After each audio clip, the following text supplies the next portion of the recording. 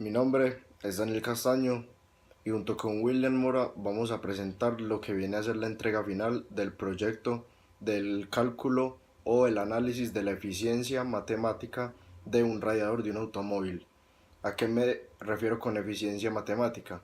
Porque todo esto son unos cálculos que nos llevan o nos dirigen hacia lo que viene a ser un número que nos va a demostrar qué tanto es el rendimiento que puede alcanzar el radiador variando ciertos parámetros.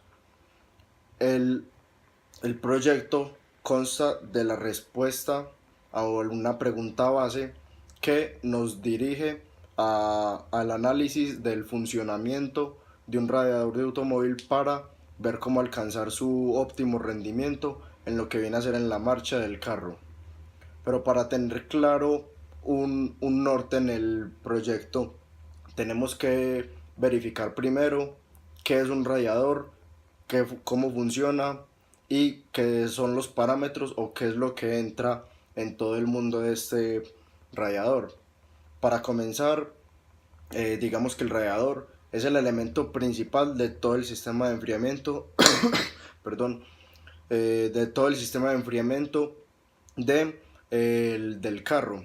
¿A qué me refiero? A que el motor, cuando está en funcionamiento e inicia su marcha, este empieza a aumentar o a elevar la temperatura de trabajo. Entonces, como libera un exceso de calor, lo que hace el radiador es controlar y disipar esos excesos para así tener un óptimo funcionamiento del coche para no recalentar lo que viene a ser el motor.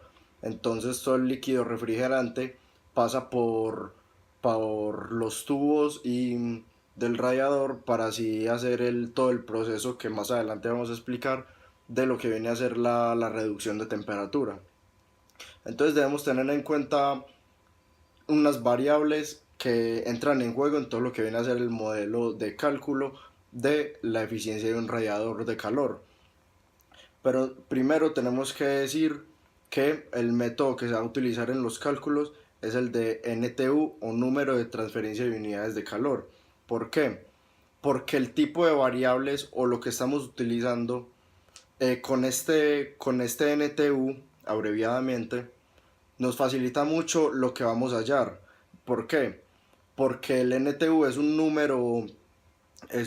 número asimétrico que va ligado a todos los cálculos de transferencia de calor. Entonces cae muy bien en lo que queremos hallar. Que como esto es un problema tanto de termodinámica, transferencia de calor, el NTU es perfecto con el tipo de variables que tenemos.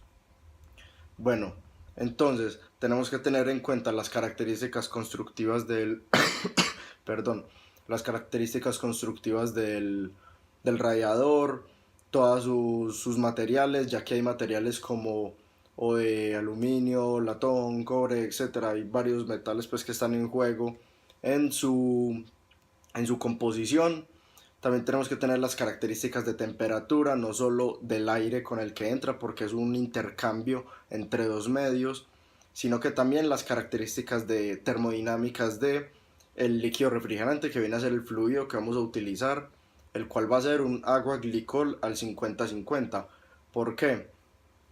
Porque tiene que estar mezclado con una proporción de otra cosa, porque el agua sola como tal no se puede usar ya por temas de oxidación, evaporación, corrosión al momento de transportarse por el radiador. Entonces tenemos que tener este tipo de líquido refrigerante, que es el que vamos a analizar con los parámetros que tiene, ya sea viscosidad dinámica, su calor específico, su densidad, etcétera. El líquido refrigerante es muy importante porque es todo lo que nos va a determinar las propiedades que van a estar en la disipación de calor, porque no es lo mismo tener las propiedades de un líquido que no funciona con la misma temperatura a otro, entonces esto va a ser muy importante. La eficacia del radiador es sumamente importante hallarla para el funcionamiento del motor, debido a que este ayuda a regular la temperatura del mismo, y si este no fuera, pues el motor se sobrecalentaría y dañaría la vida útil del automóvil. Para resolver este problema necesitaremos las propiedades geométricas del radiador.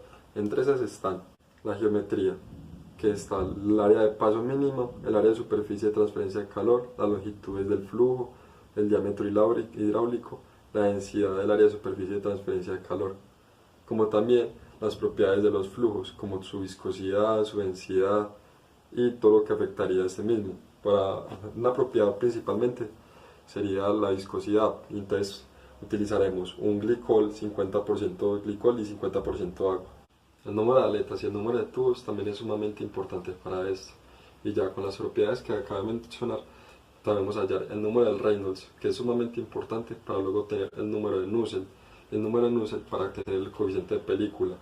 Con este coeficiente hallamos el recíproco de la conductancia térmica del intercambiador. Y con esto hallamos el número de unidades de transferencia de calor, el NTU. Y eso es sumamente necesario para hallar la eficiencia. Podemos también hallar el número de las temperaturas de salida y así compararlas con las que hemos tenido de la eficiencia de 60 y 70% que antes habíamos logrado poner. ¿Y qué ocurre? Es que hay muchos radiadores en el sistema pues, automovilístico y nosotros utilizaremos especialmente el de Sofasa. Pero ¿qué pasa? Esos parámetros pueden variar cualquier entrada y como cambia cada entrada es sumamente importante verificar cada parámetro y de cada motor y de cada automóvil su radiador. Entre estos, el número de aletas, el número de tubos son lo que más cambiaría. Por medio del documento de Carlos Romero y Yamit Carranza, podemos utilizarlos para referenciar en su método de hallar la eficiencia y las capacidades térmicas del radiador. También nos basaremos en la norma Dialnet, que es una norma japonesa esencialmente para este tipo de problemas. La implementación de MATLAB se generará un código que ayude principalmente a nosotros a hallar la eficiencia de este mismo. ¿Y qué ocurre? Podemos utilizar programas como Excel, pero gracias a la utilización de MATLAB podemos hacerlo de una manera más fácil y sencilla y por la ayuda de nuestro profesor podemos también hallar muchas más técnicas para hallar esta eficiencia. Con la implementación de este podemos lograr un ciclo for y con esto hacer varias comparaciones de las aletas, de los tubos, tanto también de la viscosidad en diferentes tipos de radiadores, también sus dimensiones, sus tamaños, etc. Con esto también podemos hacer la gráfica y hacer la comparación directamente. También dependerá mucho la eficiencia, si el vehículo está en movimiento, si se prende el ventilador. También podríamos hacer una gráfica del número de aletas comparados por el número de la eficiencia y así completamente también por las millas de horas que maneja el automóvil, entre muchas otras más gráficas. Bien, ahora, después de haber hecho toda la implementación en MATLAB, inscribiendo todas las variables que necesitamos en el problema, las que entran en juego, tanto las ecuaciones en orden, esto nos va a arrojar unos resultados de análisis teniendo en cuenta las variaciones que hicimos para analizar la eficiencia del radiador. Porque no es solo que nos saque un dato de salida para una temperatura, o no es solo que nos saque una eficiencia, tenemos que poner a variar parámetros que están en juego para ver cómo de esta manera podemos optimizar la eficiencia del radiador. Entonces, si vemos que podemos variar el área de transferencia de calor del radiador, ya que es muy importante, porque sí, es muy importante poner a variar, no sé, la densidad del líquido, el, el número de tubos, el número de aletas, que las dimensiones, pero el área de transferencia de calor es de lo que más importante está en el juego de la eficiencia. ¿Por qué?